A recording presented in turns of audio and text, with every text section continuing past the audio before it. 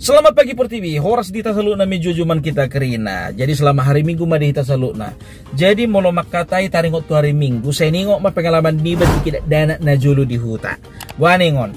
Jadi kalau bagi kami orang-orang Batak yang tinggal di kampung dulu, hari Minggu adalah hari di mana mama-mamanya orang Batak emosinya meningkat 3 kali lipat dari hari biasanya. Kenapa? Karena begitu beratnya cobaan membangunkan anak-anaknya untuk pergi sekolah Minggu.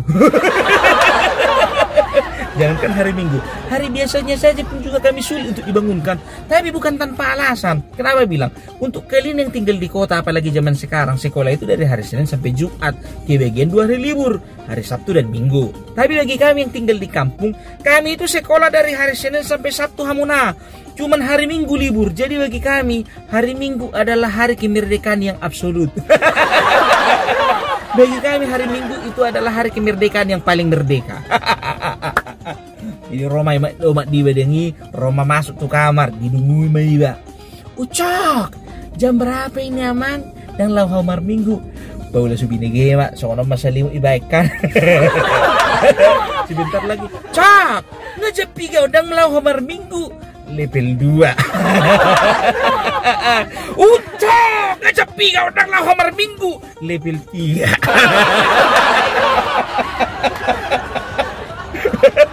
Itulah dia bapak-bapak orang Batak. Sebentar lagi dengar itu di rumah sebelah kanan. Parlin, dang lau homar Minggu Parlin ngajak pigahon. Mau jadi apa kau nanti kalau nggak sekolah Minggu? Sebelah kanan seragam sama mama kami yang di rumah kan gitu. Bentar lagi dengar itu sebelah kiri. Jackson, dang lau homar Minggu ngajak pigahon. Budet. Sama juga seragam juga sama mama Hawa. Kayak mana lah enggak? Ini namanya juga di kampung. Sebelah kanan itu mama tua Hawa, sebelah kiri itu inang udawa. Jadi mama tua, mama sama inang uda, ini anak-anaknya opung ini, semudar. Jadi sama-sama besar suaranya. Satu level.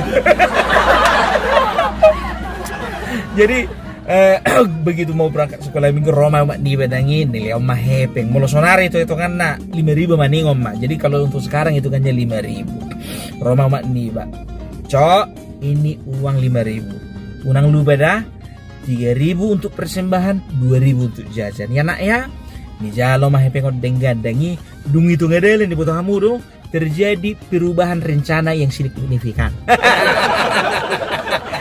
Terjadi perubahan rencana hamuna. Apalagi kalau udah ketemu warung duluan baru gereja, ha? Jajan lah itu habislah 3.000 untuk jajan, 2.000 untuk durung-durung. Jadi terbalik. Sebetulnya bukan kami yang salah itu, tukang warung itu yang berdosa. Kenapa dia bangun warung 100 meter duluan jumpa baru gereja? Kalau misalnya dia bangun warung 100 meter setelah gereja, enggak begitu ceritanya. Apalagi biar tahu nah, begitu nyampe di gereja, awak cek lawang kembali ini kan agak meribak sautik, koyak sedikit. Begitu datanglah sintua menjalu pedurungan apa membawa pedurungan itu, atar negomak mah pengon baru itu masuk. asal daftar botak tong jangan ketahuan kan.